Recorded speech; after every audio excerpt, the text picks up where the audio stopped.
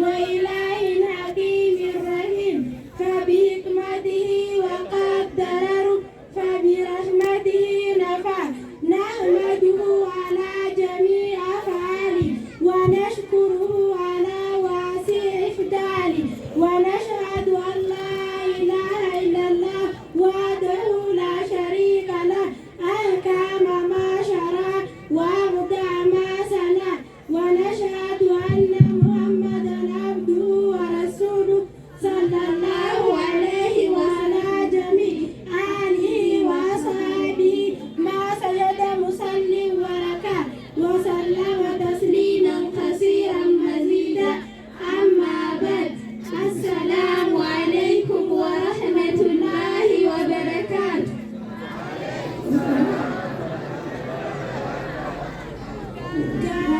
في فرائد الجمالي فرائد الجمالي بيورينا مدوي ورقو داندالوبي نمانو ماندالو جتو تيتانغو دودا كافي أركاني دان ميا أوميكا بي أبوري توقفان إسلام ما دالم فاولا ومادا صدقان ومادا أغرقان سودي ومادا كافي أركاني دان ميا أوميكا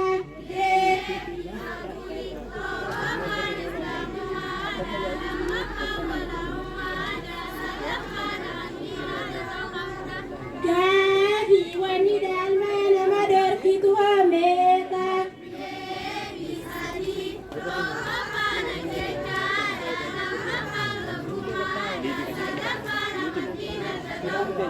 Gavi orina madue durama tu iraba hama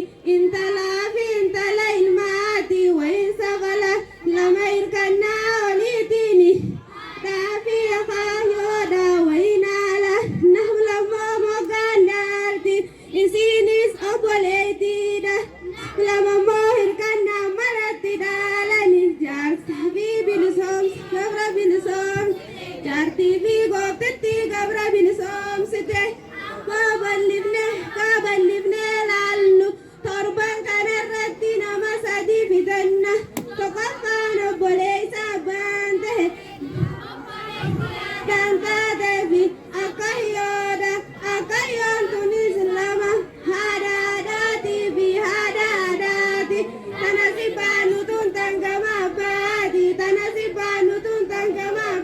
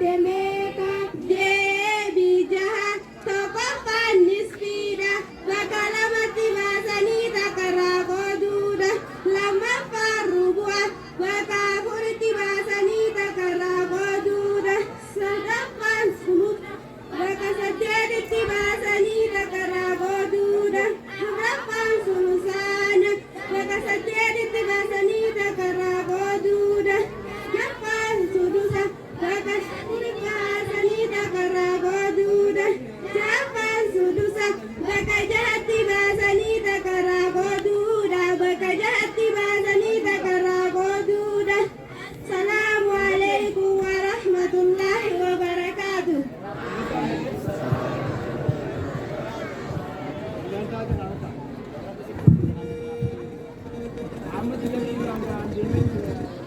Allahu Akbar.